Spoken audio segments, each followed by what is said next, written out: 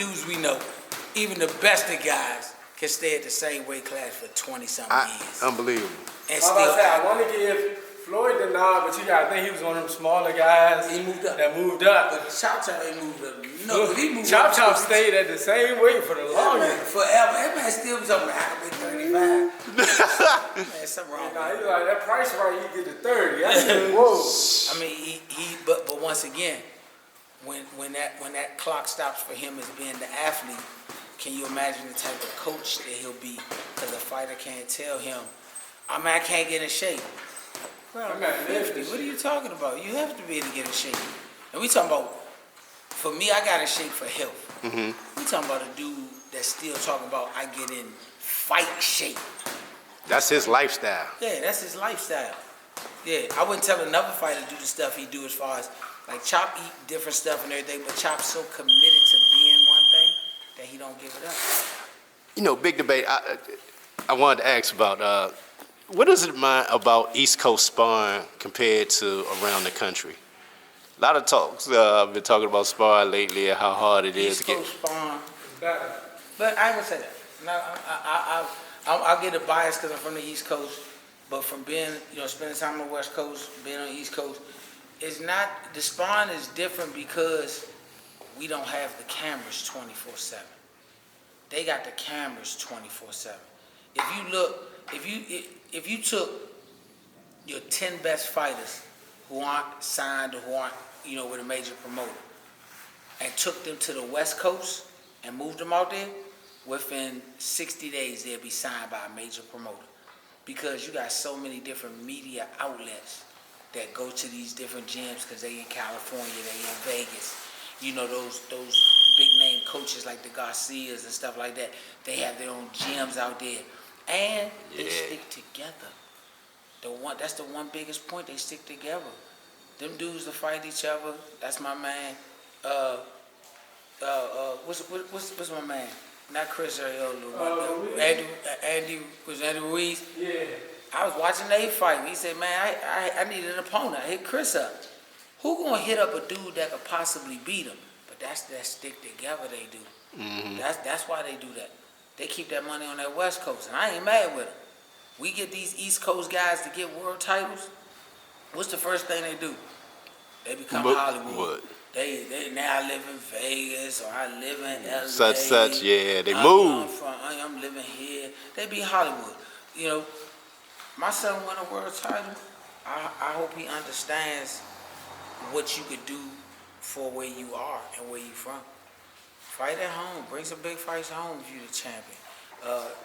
Hold your training camps. I understand sometimes when you got a fight scheduled for maybe December, you got to go to Arizona or somewhere like that so the weather helps you with your training. But I always go back to Marvin Hagler.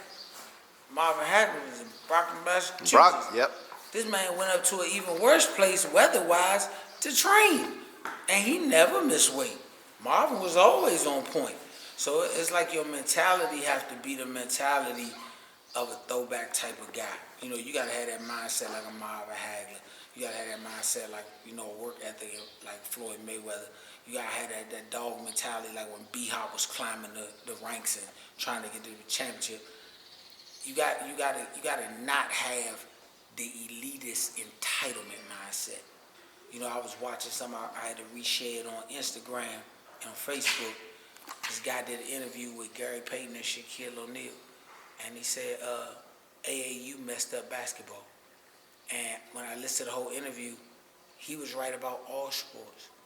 The AAU mindset, back when we was young, Zed, wasn't no YouTube, wasn't no Google. You had to really be good at what you did, and your reputation got around. The high school coaches wanted the kid from not middle school. They ain't really had that much middle school basketball. You had boys club basketball, but they wanted the dude who was known on the basketball court, that black top. They be like, man, Shawty in the 7th grade, man. You better get him before he pick his high school. Mm-hmm. Now, you don't have that. These kids go to, I know kids that play basketball, some of them high school, college, never played on a blacktop ever in their life. So when they get to the point where they got to be tough and gritty, they don't know how. That's what, when you look at the Oh, because they played in the structure so long. Yeah. You look at the basketball players, or football players, or any pro sport guys, including boxing, the ones that really make it, most of them is either country boys or from the hood. The country boys grew up milking cows, taking care of animals, doing real work. The hood dudes, they grew up in the hood where you gotta fight for your survival. You think them dudes gonna get beat by a kid who was raised in suburbia? My mama drove me to the practice. My daddy picked me up. We had 2 pairs of shoes. We were on a team that was sponsored. They gave us shoes. We always had this. What was hard? Yeah. What was hard? Nothing was hard. They didn't have to earn their way there. You know, I love the fact that amateur boxing has all these different tournaments and have all these different opportunities for kids to fight and win national titles. But if you look at our best fighters, go back to the 70s, 80s, early 90s, where you might only have 4 national titles. You might have 4. Then you got the Olympic trials. You had to earn your way there. Nobody gave it to you. You had to fight your locals. You had to fight your regionals. You had to get to nationals and win that. Then you got your chance to be on a USA team leaving the country. Now, you don't have to do that. I look at amateur boxing and I see some kids that really not really that good. And I'm in Italy at a national tournament. I'm representing USA. How are you representing USA and you didn't win your way there? That was part of the whole thing. Mm-hmm. You had to win your way there. It's the debate. LeBron is a monster, cold-blooded monster. Gonna go down in history as one of the greatest basketball players ever. But why do we give him all the grief? Because he put himself in situations where they had ready-mades. I'm going to go team up with this guy. We're going to do this. The reason we give Michael Jordan that GOAT status, Mike was in Chicago. He went through the times where he couldn't get past Cleveland. Then he finally got the big shot over Elo. He was so elated. He didn't win a championship, but I finally beat Cleveland. Then he got the Pistons. The bad boys had to deal with them. They beat him up. And he had to get deal stronger. with Boston. Then he had to overcome. So by the time he got to the championship, it was sweet winning the championship because I had to do all of this stuff to get there. I had to get on my teammates. Some of them don't like me, but we got better. Scotty, Mike, that's what makes Mike that GOAT. Because he went through the tribulations of the bad times to get there. He didn't just jump. Nowadays, dudes won championship, they just jump ship. I'm the superstar. I'll force my way out of this city, and I'll go to a city where everything is already made. I'll jump on that team. I'll win a ring. Mm-hmm. You can't do that. In boxing, the same thing. I love the Mayweather promotions. I love the looking at what PBC and Al Hammond and them are doing. They giving opportunities to fighters. The fighters still got to work for it. When it's hand-picked and given to you, we don't know if you really that good or not. Why? Because we ain't seen no adversity. Where's your adversity? It's none. But when you got that adversity, you know what your product can do. That's the thing. Back in the 80s, you wouldn't have seen no 17-year-old, 19-year-old, 20-year-old champions. Them dudes had 27, 30 fights. They might be 30 years old getting their shot at the title. Mm-hmm. But that's what made it more sweeter. Because they had to go through that. Now, you got some guys, you got, like I said, the younger guys, the Tanks, the Shakur Stevensons, even the Devin Haney's, that are the streamlined guys, got there with less fights. But you got to remember, those are the exceptions to the rule. That's not the rule. You know, speaking on exceptions, what's your thoughts on T.O. and his accomplishments and what he did? That's my guy. T.O. been my guy since the amateurs. I seen pictures, no posts. I think it's great. I love to see guys that I've watched from the bottom get to the top of the sport. So, there's a lot of them that may be at odds with each other, but they should be as pros. I think Nas said it best. There's only one throne and there can only be one king. So if you got Tank, Shakur, Devin Haney, Teo, all of them in the same division, and they all knew each other in the amateurs, we could have been boys in the amateurs, but now it can only be one king. You know what's so crazy, Bernard? Because I remember prior to T.O. fighting Josh Taylor, Floyd was talking about, I want to see that fight with T.O. and Tank. He even talked about that even before T.O. had fought before the Josh Taylor. It'd be a great fight. I don't see why it wouldn't be a great fight. Be a great fight. Both of them are amazing fighters. Both of them have good punching power. Both of them have great IQs, great teams. So it'll be a great fight. You know that's what you look for in boxing.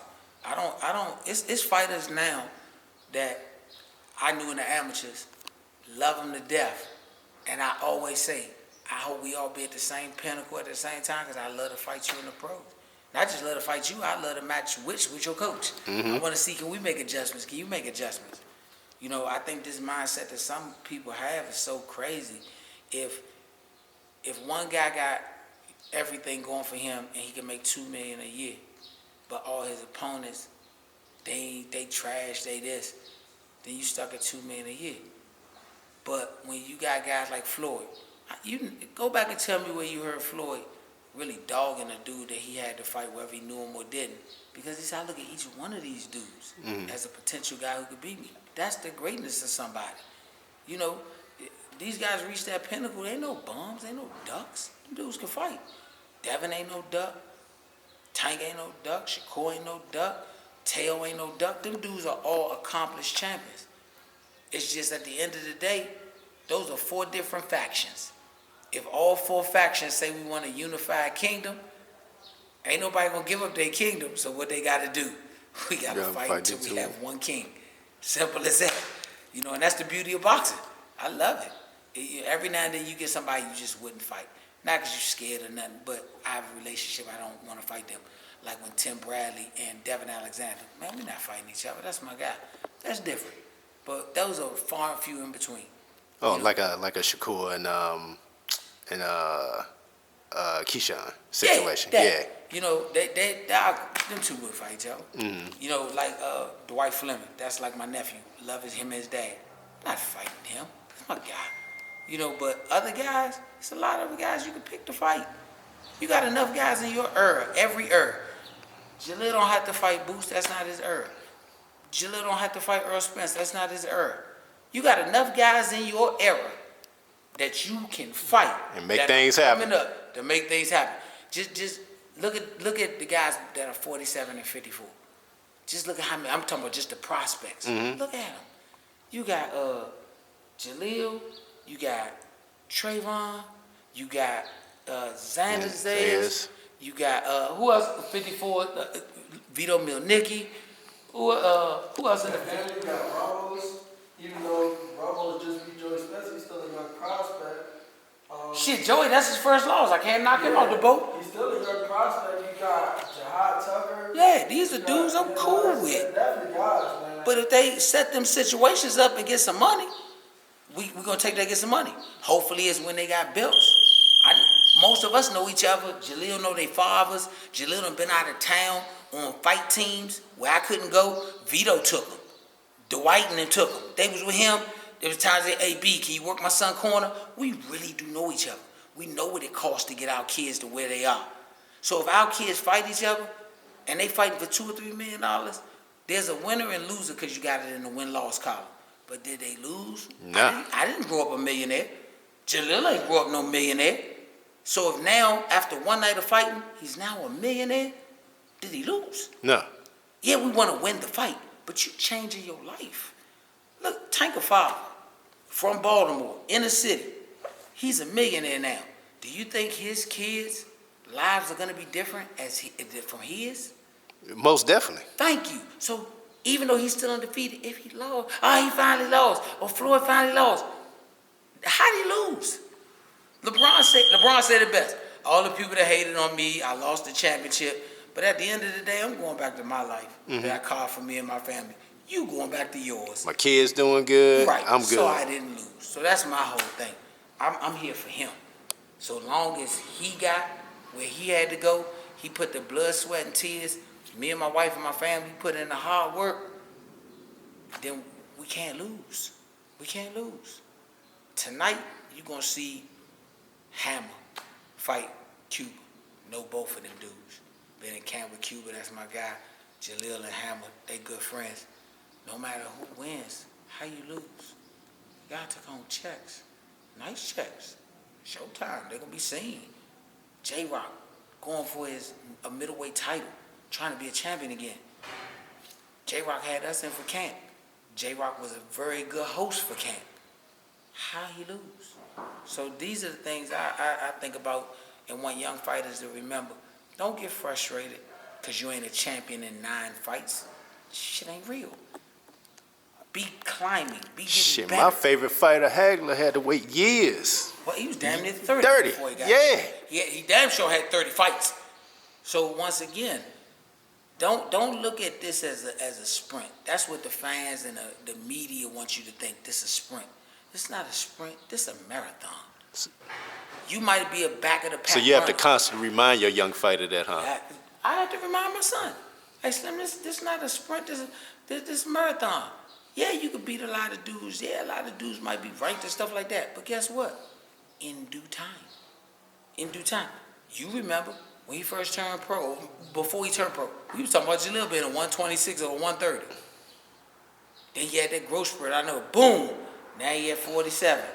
He's growing some more into his man size. These are things that when you rush the clock, what if you did win a title at 26 and you had an overnight burst and you don't have the same power and skill to do at 135? Look at how he did. He started out one weight class. He grew out of nowhere. You see where he at now. Man, yeah, once again, that changes the plan. It altered the course. So, that's what I try and keep on my son's mind.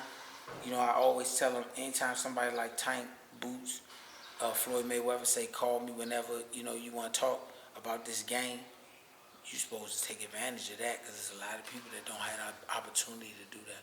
Take advantage of talking to those guys, seeing this sport from another side, being able to work out and run with Floyd Mayweather. I hope them kids that be working and training with him understand you getting something that another fighter will never get unless he gets it from you. And you got to get to where Floyd was to make him want that. Mm-hmm.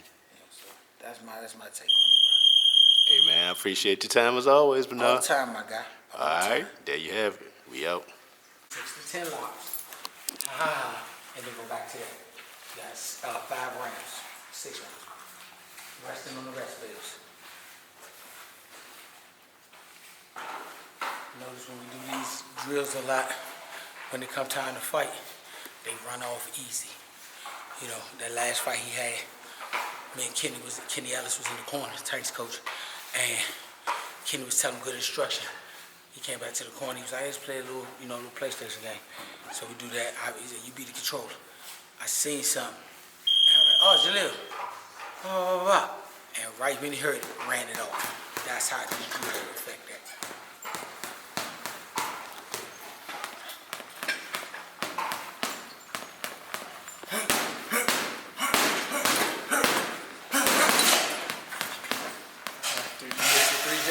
The 3 jabs, and that's because your locks wasn't real locks. That was the vision of it. I want real locks. I want the real locks. Put them where they go.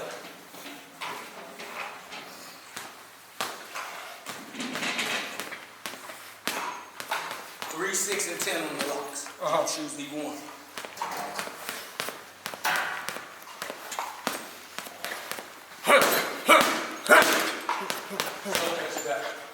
So much better.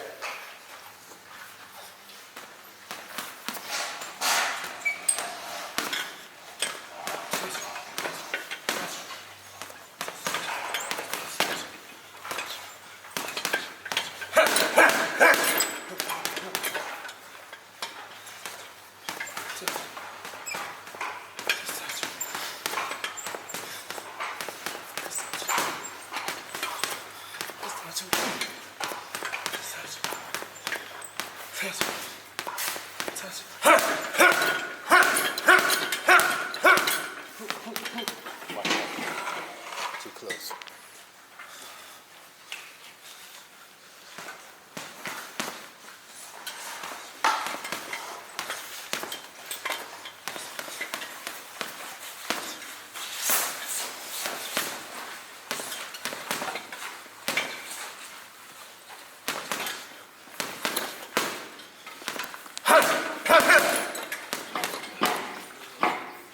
Make sure the hands go back to his chin.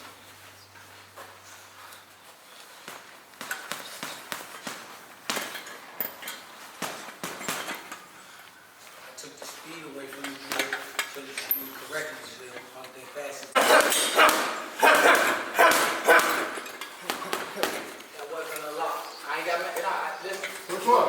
No, those 6 that you did as a lock was a lock. You know why? Why? You had too much speed with them, so it wasn't that intensity. It wasn't as locked all the way. Right, you rushed through it. When you lock that motherfucker where it go. A lock ain't fast as your speed combinations and your speed power combinations. Lock meant to hit a nigga on the shoulder, the hand, the glove. If you hit the nigga on the back of his hand and it break, then it did what I wanted him to do.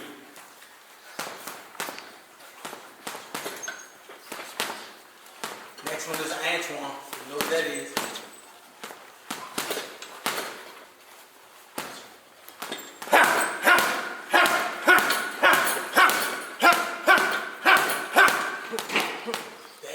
That was perfect. That was perfect. I give you an A- on that. The only reason you got a minus because they didn't variate up and down. They went down, down, down, down, up, instead of going some down, some up, some down. But that was an A. That's what that do. And it's designed to wind you a little bit. This is where we get winded at. We don't get winded in the fight, we get winded in the gym.